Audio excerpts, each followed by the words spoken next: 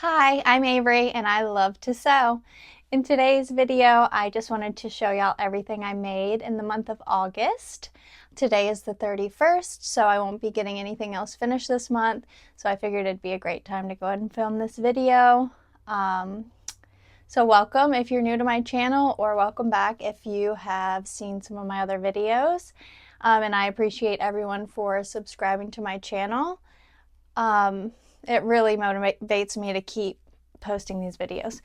So as far as August goes, I did get 2 dresses made, 2 skirts, 4 pairs of shorts, and 3 tops. 2 of the tops will not be in this video because the pattern's not released yet. I was part of a pattern test, and so I'm just going to put those tops in with my September video. And that was actually the second pattern test I did this month. So I also did a shorts pattern test, which is why I made 4 pairs of shorts this month. But yeah, let's get straight into everything I made. The first project I finished this month was actually a dress for my sister, so I don't have it here to show. But that was the Sailaway dress by Les Perlines. I'm not sure how to say that. I think it's a French name. But I made that in a purple and white pinstriped seersucker that I got from Mood Fabrics. And she loves the dress. It fits her really good. I did make 2 toiles to get the fit right. And in that dress, and I've heard this from a couple other people who have made it, I think I could have sized down for her at least 1 size, because I did end up having to take it in a lot of places. I made 2 toiles and we finally got it right, but I think with the amount that I took out, I could have sized down at least 1 size in that. But yeah, it turned out really good. It's above the ankle, so it's not quite maxi, maybe midi. I'm not sure, but she loves the dress, and that was the first thing that I finished. I'll put some video clips of her wearing it. She did say, and this made me feel really good, she said she got like 6 people who stopped her and complimented the dress when she was wearing it. So that made me feel really good. The second thing I made was a pair of Falconer pants in hacked into shorts. And I've been wanting a pair of white denim shorts for a long time, but I just can't find any that aren't see-through and that don't show all of the bumps and everything you don't necessarily want to show in shorts. But so I ordered this white denim twill from Mood Fabrics when I was making another order, and I got these out of 1 yard, and this is how they look. I will insert some videos of me wearing them. I really like how they turned out. That's the button I used. And I was gonna put a jeans button on these, but I think so many things I've sewn in between now and then, but I think I had trouble, if I can remember, with this buttonhole. My machine wasn't cooperating, so I think this button was slightly larger than the jeans button, and I needed one slightly larger because of how the buttonhole turned out. But it was a very happy accident. I love the way they look with this shiny pearl type button. I'm not sure what the term is for it. I don't know, but I really like how these turned out. They have the side panel pocket, and I'm going to get a lot of use out of these.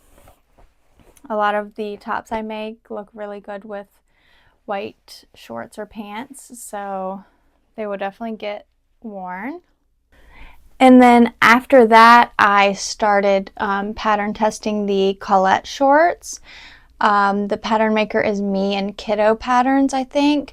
And it's a really great pattern. I made my first version out of this thrifted fabric and more as like a pajama option. this is how they turned out. I'm not sure what this fabric is. It feels like cotton, but I can't be 100% sure. And this pattern features a thinner than typical waistband, and she calls for buttonholes for the drawstring, but I don't always have good luck with buttonholes, so I just put these rivets in and it worked out fine. And this pattern fit me perfectly straight away. Like, I didn't have to make any adjustments with it, so that was awesome. And everyone in the pattern testing group pretty much said the same thing. We all loved the fit. They hit right about mid-thigh, so not too short, but they also don't look like super long Bermuda shorts or anything. And I really loved the length of them and the fit. So for my next pair, I made them out of this linen rayon fabric from Mood. It's a leopard print. And these are how they turned out. And I'm obsessed with these shorts. I have worn them several times already. And in the linen, the way they just drape and hang, they're just perfect casual summer shorts. And I'm definitely going to make a lot more of this pattern next year. It's getting a little late now to make any more shorts, but I will definitely make a couple more pairs next year.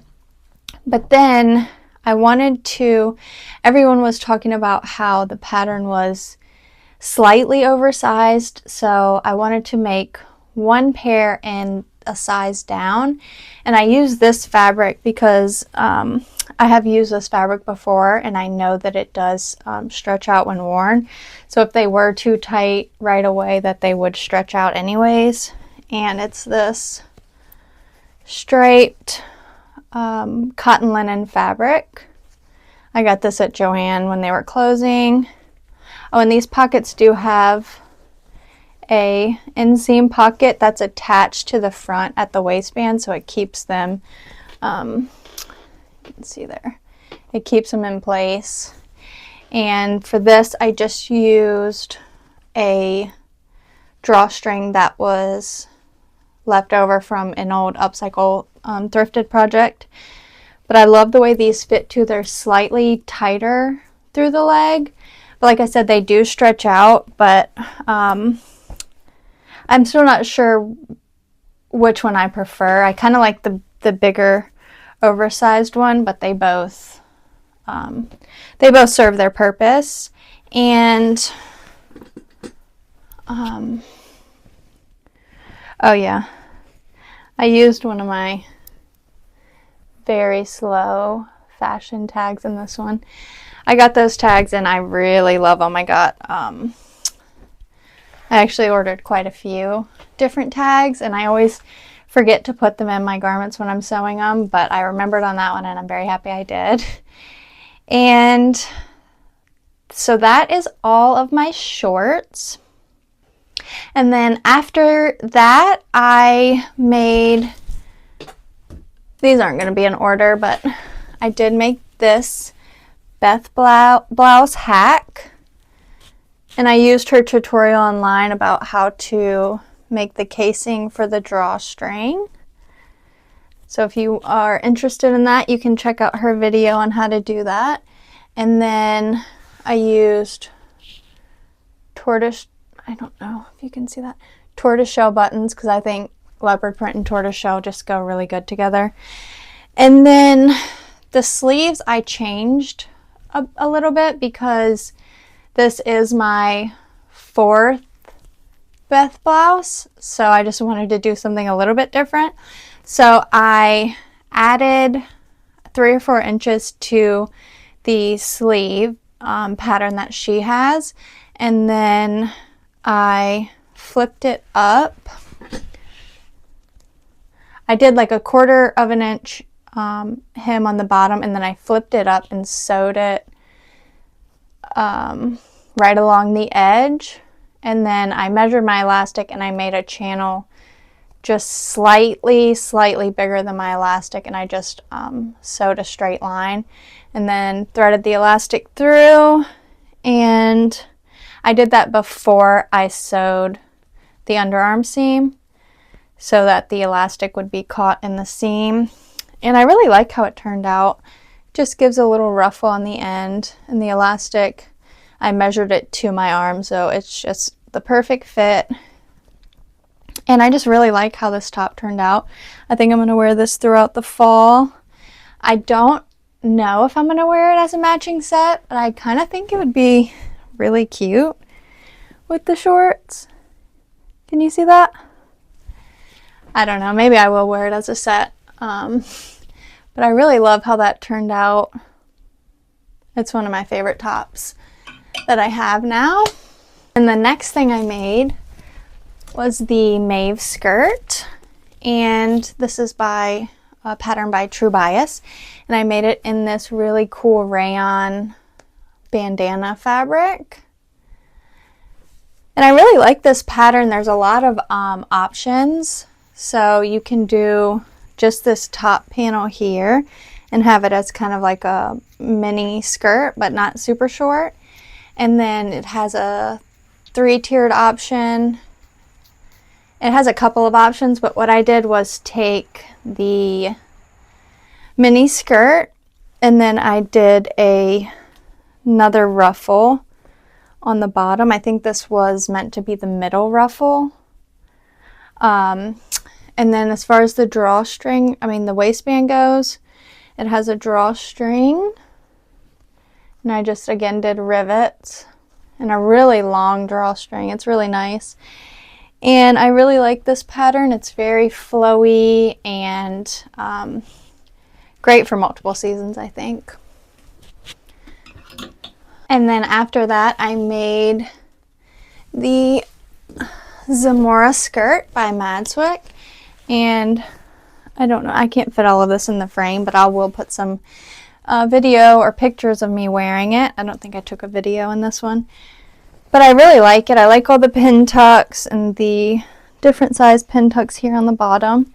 And I made this out of a thrifted sheet, which you can kind of tell just the way it kind of sounds. But I really like how it turned out. This was kind of a wearable toile. I really want to make this, everybody seems to make theirs in like a white, and maybe put some lace or some trim on it. So I'm going to do that, but I'm going to wait until next spring because I wouldn't have much use for that in the fall or winter. The last thing I made was this Seersucker Simplicity S3096. And this is the same fabric as the dress I made for my sister, except it's in this pretty green. What would that green be called? Kind of like a pastel green. And I do love this dress. I toiled it, and when I toiled it, what I realized is I think I'm like a triangle shaped as far as my measurements go. So my waist is always, or usually, one size smaller than my hips. And now what I'm realizing is my shoulders and my upper bust is one size smaller than my waist. So it's kind of 3 different sizes. So I always did the size according to my bust and my waist, but then there was always a little bit extra fabric up here. So I cut, I think it was a 12 for the shoulders and down through the bust, and then I gradually graded to the 14. And I think I stuck with the 14 because the skirt was gathered, so I didn't need to go up my size in the hips. And then it has just an invisible zipper in the back. It also has some, I think they're called fisheye darts down the back. That was my first time doing those, and I do like the way it shapes it.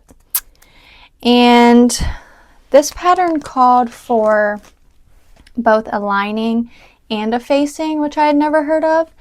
And so I did some research to see if both were necessary, because I always thought if you had a lining you didn't need a facing.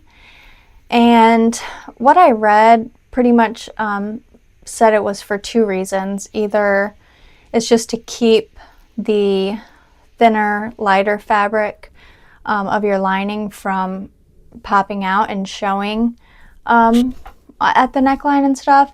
And then the next reason was the heavier self fabric would hold it down. So both were just more aesthetic reasons. And I was gonna do the way the pattern suggested, but the pattern pieces for the facing didn't match up. So the shoulder seam for the front facing and the shoulder seam for the back facing were two different sizes, and the notches didn't match up, and I just couldn't figure out how to get the facing to work. So what I did was I just lined it in self fabric, the whole bodice, and it worked out really good. The problem that I faced with seersucker, and this was only my second time working with the fabric, so obviously I'm gonna make mistakes, but I had my iron on too hot, and when I was ironing around this neckline, it kind of flattened out some of the texture, so it made it a little wonky there. But I'm hoping once I wash it, it'll shrink back up into its original shape. And then the other thing was the skirt on this dress is, since it's not lined, it's slightly see-through. I mean, you can't see anything through it, but you can see like the silhouette of my legs and stuff. So I probably will wear a half slip when I do end up wearing this. The fit's not perfect. I was so worried about getting the fit right in the shoulders and the back where there was a lot of excess fabric. So I did take it in there, but I ended up kind of neglecting the shaping around the waist. So it's a little bit big around the waist, but I figured I may gain weight before I get a chance to wear it, because I probably won't wear it until next spring. And if that's the case, then it'll fit me fine. And if it's not, then I can adjust it then. So that is everything I made in the month of August. I felt like it was a great month for my sewing. And right now, currently, I'm working on another pattern test. And if I'm being honest, I am not enjoying the process at all. It is, well, it's a knit project for one, an athletic wear knit, which I don't work with too much. And I've gotten the part of it sewn, the bulk of it sewn, but now it is like the really lightweight stretch mesh that I'm having to work with, and I'm having a lot of trouble working with that material. I am going to persevere because it's a pattern test and they need everyone to complete it, and I don't want to let anyone down, but it is very frustrating, so I put that away for now. I think I have a few more weeks on the test anyway, and I will go back to it, but it's just one of those projects when you're not enjoying it, you don't look forward to picking it up and working on it, but it will get done. And then as far as plans go, I am going to make a separate video after this one. I'm going to take a quick break from talking because I probably talk more in these videos than I do the entire rest of the day. But I'm going to take a break, and then I'm going to film my fall plans video. And that's not going to have everything on it, but it will have the main things that I want to hold myself accountable to make, because they've been on my mind for a long time. And I think if I make the video, then I'll stick to the plans, because I've been known to deviate anytime something shiny pops up on my screen. And so yeah, I'm gonna take a break and then film that video. I'll probably upload them around the same time. So if you're watching this one and you're interested to see what I'm planning to make in the future, you can go and watch that one. You can also subscribe to my channel, and I'm planning on still continuing monthly videos. If you like this video, and we'll check back next time. Bye.